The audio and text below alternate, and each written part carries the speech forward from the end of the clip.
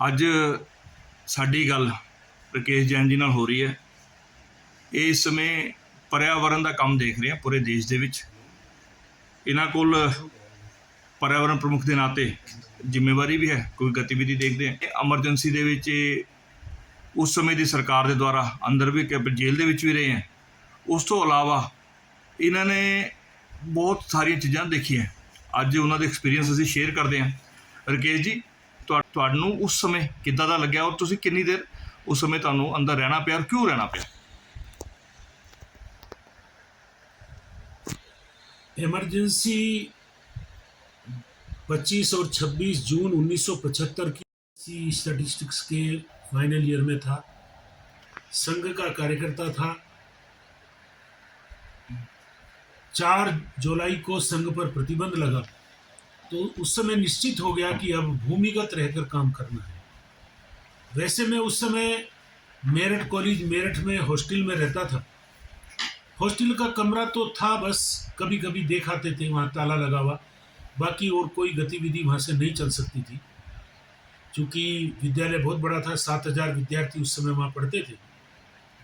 तो उन विद्यार्थियों के बीच में इमरजेंसी के विरोध में वातावरण बनाना, लोगों से मिलना, बड़े लोगों से मिलना, छोटे लोगों से मिलना, सबसे मिलना जारी रहता था। इमरजेंसी लगने में एक बहुत महत्वपूर्ण तिथि आती है 12 जून 1975।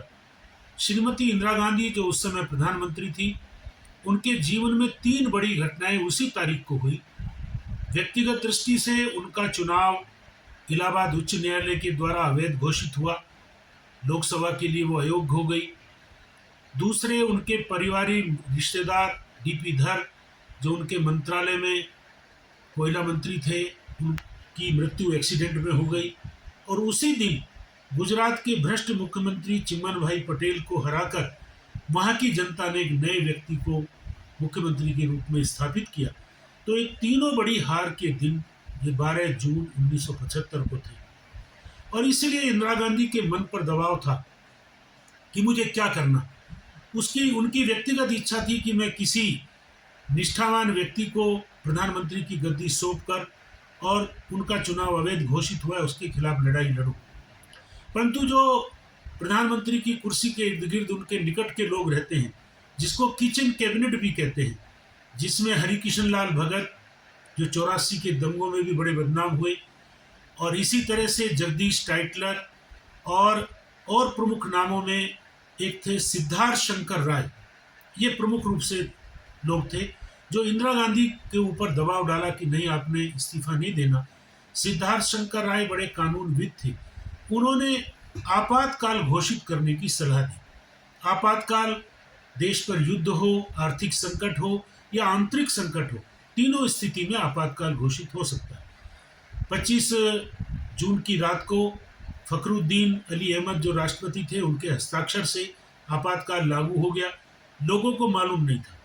मैं उस दिन व्यक्तिगत काम से देहरादून में था, तो संघ कार्यालय जाना हुआ। तो वैसे तो मैं पहली बार ही देहरादून गया था, परंतु चारों तरफ अजीब सी बात थी। अखबार देखे तो अखबार के कॉलम खाली पड़े थे। इंडियन एक्सप्रेस अखबार देहरादून संघ कार्यालय मोती बाजार में पड़ा था, उसका जो संपादकीय कॉलम है वो खाली पड़ा हुआ था। तो ध्यान में आया कि कुछ गड़बड़ है। वहीं पर संघ के कार्यकर्ता वहाँ से कुछ सामान हटाने आए, उनसे बात हुई, तब मुझे पता चला कि सरकार ने इमरजेंसी लागू कर दी। मैं तुरंत मेरठ की ओर वापस गया और फिर वहाँ संघ के अधिकारियों के परिचय किया, संपर्क किया, कहाँ वो है, उनसे व्यक्तिगत मिलने गया। और फिर आगे की दिशा तय हुई कि अब भूमिगत रहकर ही काम करना है। मेरठ में कई सारे स्थान भूमिगत आंदोलन में विकसित हुए, उन्हीं से सारी गतिविधि प्रमुख कार्यकर्ताओं की चलती थी। हमारे उस समय के विभाग प्रचारक थे माननीय ज्योति स्वरूप जी, जो बाद में हिमगिरी यानी हिमाचल जम्मू कश्मीर के प्रांत प्रचारक भी रहे, और श्री रामलाल जी जो वहाँ के नगर प्रचारक थे, बाद में वो क्षेत्र प्रचारक भी रहे और बीजेपी के राष्ट्रीय संगठन मंत्री भी रहे। दोनों एक आप रोक रहे मतलब कि जिहड़ी गल आपां कर रहे हैं, उस समय आप लोगों ने ये मान लिया था भी हमने इमरजेंसी का प्रतिकार करना है। हाँ, उसको इमरजेंसी को देश से हटाना है, क्योंकि आपको ये लगता था भी ये कॉन्स्टिट्यूशन के खिलाफ है और देश के खिलाफ है। तो ये आप अपनी योजना बता रहे हैं। तो उस योजना में आपको और क्या लगता है भी आपने ऐसा काम किया भी जिसके कारण आपको इमरजेंसी में हटाने में भी सहयोग मिला? और थोड़ा-सा हमें इस बारे में भी इंगित कीजिए, क्योंकि सिद्धार्थ शंकर रे का आपने नाम लिया, जिनके कारण इमरजेंसी में बस वो लगी। सिद्धार्थ शंकर रे पंजाब में भी रहे हैं, एज़ ए गवर्नर भी रहे हैं, आपको पता है। तो थोड़ा-सा उनके ऊपर भी थोड़ा प्रकाश डालेंगे? नहीं, उनके बारे में मुझे उससे ज़्यादा जानकारी नहीं है। हाँ, तो बस उतना ही जानकारी है कि उन्होंने इंदिरा गांधी पर दबाव डाला। तो बाद में इमरजेंसी लागू हुई, फिर 26 संगठनों को प्रतिबंधित किया 4 जुलाई को, जिसमें राष्ट्रीय स्वयंसेवक संघ और कुछ और संगठन थे, जमायत इस्लामी, आनंद मार्ग वगैरह थे। तो अंडरग्राउंड बैठ के शुरू हो गए और सब लोगों को साथ लेना है, लोगों को मन तैयार करना है। मैं आपको ये बताऊं कि संघ ने पूरा इसमें आंदोलन में भाग लिया, नेतृत्व किया। उसमें कम्युनिस्ट पार्टी मार्क्सवादी जो केरल में और बंगाल में प्रभावी थी, उन्होंने बहुत बड़ी भूमिका अदा की। और पंजाब में अकाली दल ने भी बहुत बड़ी मात्रा में सत्याग्रह में भाग लिया। उसी समय अंडरग्राउंड बैठकों के माध्यम से तय हुआ कि 14 नवंबर 1975 से सत्याग्रह शुरू किया गया देश में।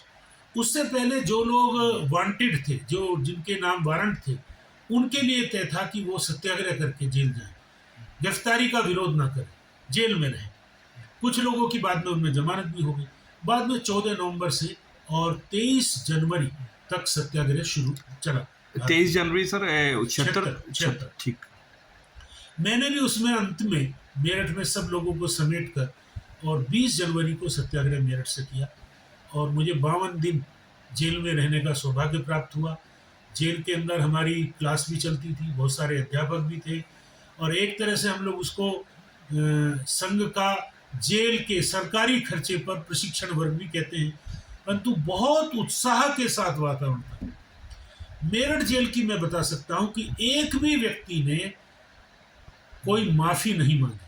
क्या बात है। उसमें एक बहुत वरिष्ठ कार्यकर्ता थे जो पुराने कांग्रेसी और अभी सर्वोदय के कार्यकर्ता थे। सर्वोदय के 35 लोग बहुत ही अनुभवी, 8-8, 10-10 बार जेल गए। उन लोगों का हमको बहुत संरक्षण रहता था, उनसे हम सारी चीज़ें सीखते थे। हमारे जेल में मार्क्सिस्ट लोगों का भी एक ग्रुप था, 7 लोगों का, उनकी अलग अपनी मीटिंग चलती रहती थी। जमायत इस्लामी के भी 14-15 लोग थे, उनकी अलग अपना काम चलता रहता था। परंतु एक बहुत ही आनंददायक रूप में वो हुआ। अंत में निर्णय हुआ कि जो विद्यार्थी हैं उनको जमानत करा के बाहर आना चाहिए। तो कोर्ट में केस ट्रायल चल रहे थे, जमानतें होनी शुरू हुई और मैंने आने के बाद फिर अपनी फाइनल परीक्षा दी और उसके बाद संघ के अगले आदेश की प्रतीक्षा रही और फिर 5 जून 1976 से मैं संघ के प्रचारक के रूप में सहारनपुर में आया। आप उस समय विद्यार्थी थे? हाँ, जब परीक्षा तक विद्यार्थी थे, उसके बाद प्रचारक हो गए।